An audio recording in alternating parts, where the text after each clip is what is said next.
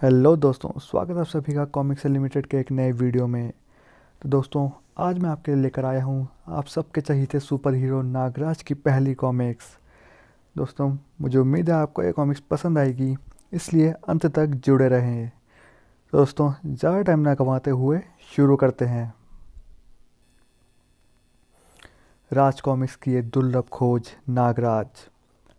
आतंकवादी गिरोहों की तबाही का देवता।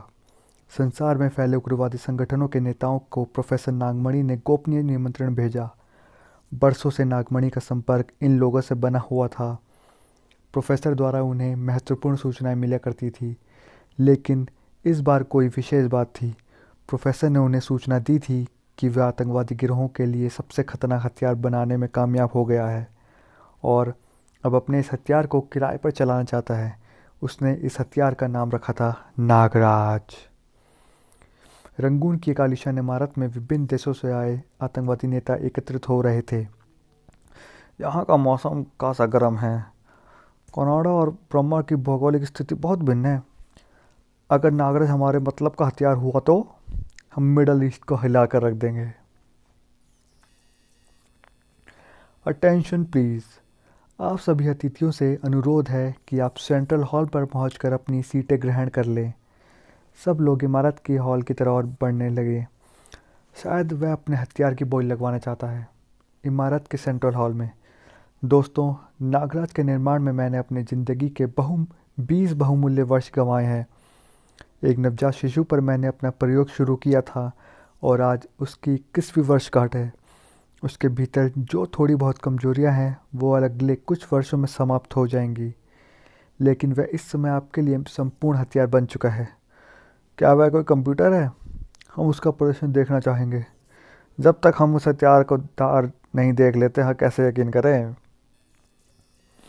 उसी के लिए आप सबको बुलाया गया है। आप उसकी उपयोगिता का अनुमान स्वयं लगा सकते हैं। वह कंप्यूटर नहीं है, परंतु इंसान होते हुए भी कंप्यूटर से तेज कार्य की क्षमता रखता है।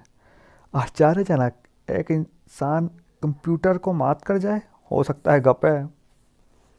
नागराज अभी सामने के मंच पर प्रकट होगा, जहां आप उसकी क्षमता और ताकत का प्रदर्शन देखेंगे। नागराज मंच पर प्रकट हो गया।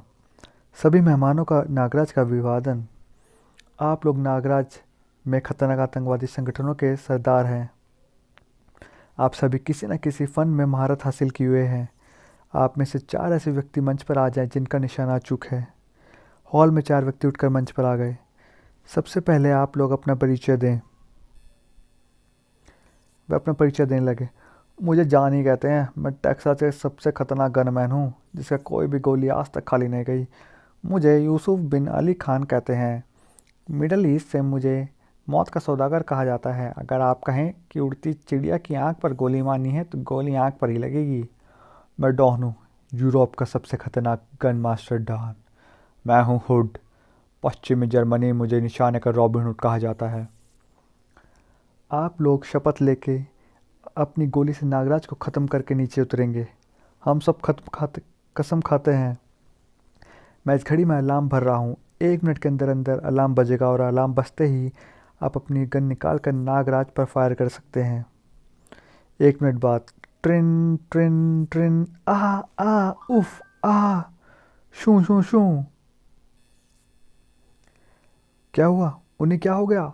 अरे सांप! उनकी कलाई पर मैंने सांप देखा था, लेकिन सांप अब है कहाँ? क्या चारों मर गए? नागराज, उन्हें जीवन दान दो। चारों को नागराज के जहरीले सांपों ने डस लिया था। नागराज उनका जहर खींचकर उन्हें जीवित करने में सक्षम था। शीघ्र ही। आप चारों ने क्या देखा? मैं कुछ देख नहीं पाया। जैसे ही रिवॉल्वर मेरे हाथ में आया, मैंने कलाई पर एक सर्प को लिपटे देखा, जो डंग मारते ही न जाने कहाँ गायब हो गया। यही हमारे साथ भी हुआ। चारों वापस अपनी सीटों पर बैठ गए।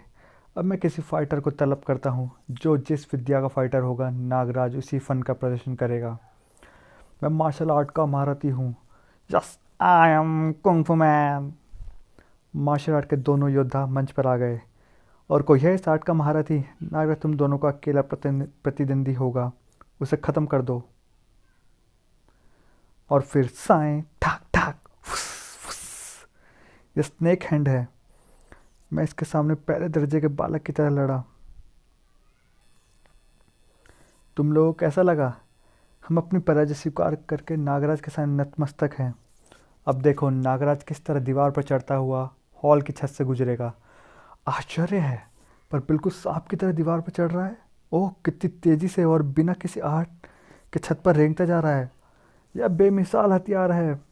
दोस्तों, नागराज हॉल के दरवाजे पर उतर चुका है। अब वह जंगल के शिकारी अंदाज में वापस मंच पर आएगा। शू शू शू। कमाल है, सांपों की रस्सी बनी है और नागराज पर झूलता हुआ। My God! क्या तुम लोग नागराज की कोई और परीक्षा लेना चाहते हो? नहीं, हम इस प्रदर्शन से संतुष्ट हैं। प्रोफेसर नागमणि अपने शानदार हथियार का निर्माण किया है। इसके अलावा भी नागराज की बहुत सी विशेषताएं हैं जो समय आने पर आपको मालूम हो जाएगी। गोले से छलनी होने पर नागराज खुद ही उन्हें निकालकर अपने मार्ग पर चलता बनेगा और उसके शरीर से एक बूंद भी खून नहीं टपकेगा। उसके शरीर के रक्ताणु आम इंसानों की तरह नहीं है। उनकी प्रक्रिया बड़ी तेज और सुरक्षित है। नागराज के जिस्म पर जख्म होते ही उनका काम मशीनी अंदाज में शुरू होता है। पहले रक्ताणु अंदर पहुंच चुके हानिकारक पदार्थ को बाहर निकाल देते हैं और फिर किसी माहिर सर्जन की तरह जख्म को बंद कर देते हैं। यह क्रिया बड़ी तेज़ी से होती है और इस बीच उनका दूसरा दल घाव से रक्तस्राव को रोके रखता है। और यह हथियार दुनिया के आतंकवादी गिरोहों के लिए तैयार किया गया है। आने वाले 5 सालों में इसका कोर्स स्वतः पूरा हो जाएगा और 5 साल बाद नागराज दीवारों से आर पार होने का कमाल हासिल कर लेगा। किसी दूर की वस्तु को इच्छा शक्ति स्पर्श किए बिना उठा लेगा। काफ़ी लगती है बात। मुझे इसके आसाम में तोड़फोड़ के लिए तुरंत ज़रूरत है। अब नागराज की बोली लगेगी। सबसे ऊंची बोली को नागराज को भाड़े पर लेने का रेट तय समझा जाएगा और ऊंची बोली वाले को नागराज के प्रयोग के लिए प्राथमिकता दी जाएगी। और मैं इसी जगह बैठे बैठे दुनिया का सबसे धनवान और ताकतवर इंसान बन जाऊंगा। बोली शुरू की जाए। $5,000, $10,000, $50,000, $1,00,000। अंतिम बोली $1,00,000। तो नागराज के एक मिशन की कीमत $1,00,000 निश्चित की जाती है। मिस्टर बुलडॉग की बोली सबसे ऊंची है, इसलिए इन्हें नागराज का प्रयोग करने का अधिकार दिया जाता है। और मिस्टर बुलडॉग के सम्मान में हम आज शाम एक पार्टी देंगे। शाम की पार्टी में मिस्टर बुलडॉग बधाई हो। क्या आपने हिंदुस्तान में तोड़फोड़ के लिए एक बहुत बड़ा ठेका ले लिया है? यह तो सौदा है भाई। मैं उससे 1 करोड़ का डाका भी डलवा सकता हूँ। फिर तो तुम्हारी निगाह में ज़रूर कोई बड़ा खजाना होगा। अपना अपना कारोबार है। हमारी शुभकामनाएं आपके साथ हैं। हम अगले माह की बुकिंग कर लेंगे। आतंकवादी गिरोह के सरदारों का ये सम्मेलन समाप्त हो गया और बुलडॉग नागराज को लेकर चल पड़ा। हमारे उग्रवादी बेकार कैंप चला रहे हैं। उनके कैंप असम के जंगलों में हैं। हम ऐसे ही एक कैंप में उतरेंगे। यहाँ के लोग गरीबी की सतह से निम्न स्तर की ज़िंदगी गुजारते हैं। ऐसे लोगों को कि गरीबी हम बेकार कैंपों के द्वारा दूर करते हैं।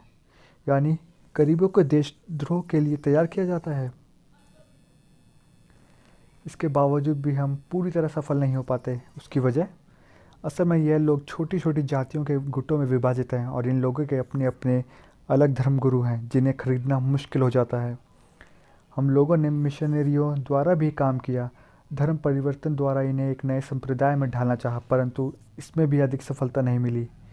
इनके धर्मगुरु चीख पुकार मचाकर सरकार को चौकन्ना कर देते हैं और अगर इनकी जातियों में कोई आपसी झगड़ा फैलाता है तो एक शक्तिशाली हस्ती हस्तक्षेप करके उनका झगड़ा सुलझा देती है। शक्तिशाली हस्ती वह कौन है? बताया जाता है कि वह असम के जंगलों में कहीं रहता है, परंतु उसका निवास स्थान किसी को मालूम नहीं।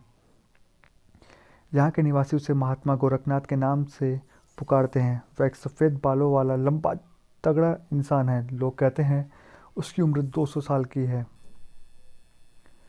बहुत ही विचित्र रहस्यमय इंसान है। कभी भी कहीं भी प्रकट हो जाता है। कोई भी धर्मगुरु उसकी आज्ञा का उल्लंघन नहीं कर सकता। हर आदमी उससे खौफ खाता है। तुम लोगों ने उसकी हत्या की कोशिश नहीं की तो तुम कई बार, लेकिन हर बार नाकाम रहे। ऐसा कहा जाता है कि वह बहुत बड़ा जादूगर है। कोई भी स्थानीय व्यक्ति उसकी हत्या की योजना में हमसे सहयोग नहीं करता। तो तुम लोग मेरे हाथों से स्वर्गधाम पहुंचाना चाहते हो? तभी कैंप आ गया। बाकी बातें पूरी योजना के साथ होगी। सब ठीक है राका? बस एक छोटी सी घटना को छोड़कर सब ठीक है बॉस। कैसी घटना? 2 कैदी भाग निकले थे। मेरे शिकारी कुत्ते उनकी बोटियां ले आए। राका कैंप इंचार्ज है और राका यह है हमारे मेहमान नागराज। स्वागतम। कैंप के कंट्रोल हाउस में सबसे पहले तुम भूभाग के चित्रों को ध्यानपूर्वक देख लो। ये टोंक नदी है जो ब्रह्मपुत्र से जा मिलती है। नदी के किनारे यह स्थल देखो जिसे लाल दायरे में दिखाया गया है। यह एक बहुत ही पौराणिक मंदिर है और इसके चारों तरफ एक बस्ती आबाद है। इसके अलावा पहाड़ियों में कई कबीले हैं। इस मंदिर को लेकर दो समुदाय के लोगों में काफ़ी पुराना झगड़ा चला आ रहा है। बाद में एक संप्रदाय का इस पर एक छत्र अधिकार हो गया, किंतु यह लोग दूसरे संप्रदाय से हर सूरत में मजबूत है, धन से भी और ताकत से भी। दूसरे संप्रदाय वाले भी झगड़ा ख़त्म करके इनमें आ मिले और फिर यह विवाद लगभग समाप्त हो गया। अगर इस मंदिर के भीतर रखी मूर्ति गायब कर दी जाए तो हमारा काम हल हो जाएगा। वह किस तरह? हम ये अफवाह फैला देंगे कि यह मूर्ति दूसरे संप्रदाय के लोगों ने चुरा ली है। दंगा भड़क जाएगा और जब तक मूर्ति वापस नहीं लौटेगी दंगा शांत नहीं होगा। तो फिर तुमने अब तक यह काम क्यों नहीं किया? यह काम इतना आसान होता तो कभी का हो गया होता। ये मूर्ति करोड़ों की है और इसकी रक्षा मंदिर में रहने वाले सैकड़ों नाग करते हैं। नाग? सांप वैसे तो किसी को कुछ नहीं कहते, परंतु कोई भी व्यक्ति जब मंदिर में बुरे इरादे से जाएगा तो नाग उसे डस लेंगे। हमारे 5 आदमी इसी चक्कर में मारे गए हैं।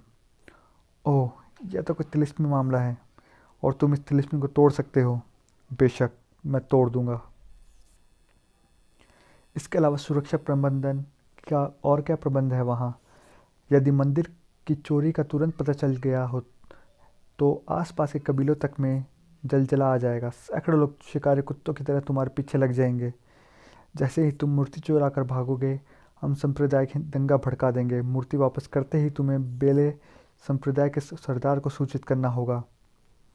क्या ऐसी सूरत में गोरखनाथ कुछ रोकथाम कर पाएगा? उसके लिए गोरखनाथ को कबीले वालों का विश्वास दिलाना होगा कि मूर्ति वापस आ जाएगी और मूर्ति वह नहीं ला पाएगा।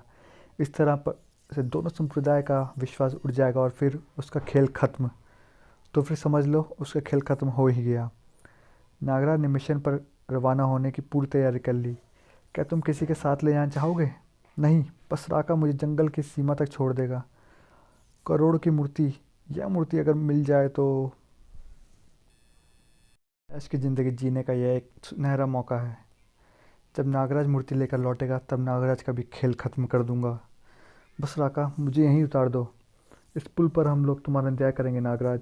अवश्य, शीघ्र ही लौट आऊँगा और इस पुल पर तुम्हारी कब्र भी बनेगी। नागराज जंगल के रास्ते आगे बढ़ गया। दहाड़! ओह, शेर की दहाड़ है। वाह, क्या युद्ध है! एक शेर एक जंगली भैंसे से लड़ रहा है। अरे यह क्या, एक के बजाय दो जंगली भैंसे? यह तो जंगल के राजा के साथ नाइंसाफ़ी है। मल्लयुद्ध में एक का मुकाबला 2 से नहीं होता। तुम में से एक को मेरे साथ लड़ना होगा। और फिर धड़ाक! अब बोल, तेरे साथ क्या सलूक किया जाए? बस मैं तेरी गर्दन की हड्डी तोड़ देता हूँ, फिर तेरा खेल खत्म। उधर शेर भी अपने दुश्मन को मार चुका था। हम दोनों अलग अलग क्षेत्र के राजा हैं। दोस्त, अभी मैं जल्दी में हूँ, वरना तुम्हारे साथ ज़रूर बात करता। मैं जानता हूँ कि तुम शुक्रिया अदा करना चाहते हो। नागराज उस बस्ती के पास पहुँच गया। बस इस नदी को पार करना है, इसके बाद मैं उस बस्ती में पहुँच जाऊँगा। बड़ा ठंडा पानी है। मुझे आधी रात के समय मंदिर में दाखिल होना है, जब तक मैं यहाँ विश्राम कर लूँ। आधी रात के समय हर कोई गहरी निद्रा में विचरण कर रहा है। नागराज को देखते ही कुत्ते दुम दबाकर भाग जाते हैं। भाग जाओ, मैं नाव का राजा हूँ। जागते रहो। बस्ती में इंसानों का पहरा भी है, इसे गुजर जाने दूँ। मंदिर के पार्श्व भाग में बड़ी खतरनाक पहाड़ी पर खड़ी है इसकी पिछली दीवार।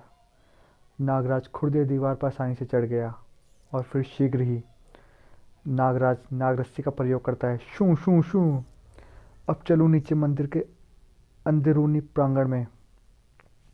तो दोस्तों, यह थी इस कॉमिक्स का पहला भाग। मुझे उम्मीद है आपको अब तक की ये कॉमिक्स काफ़ी पसंद आई होगी। अगर पसंद आई है तो मुझे लाइक करके ज़रूर बताएं।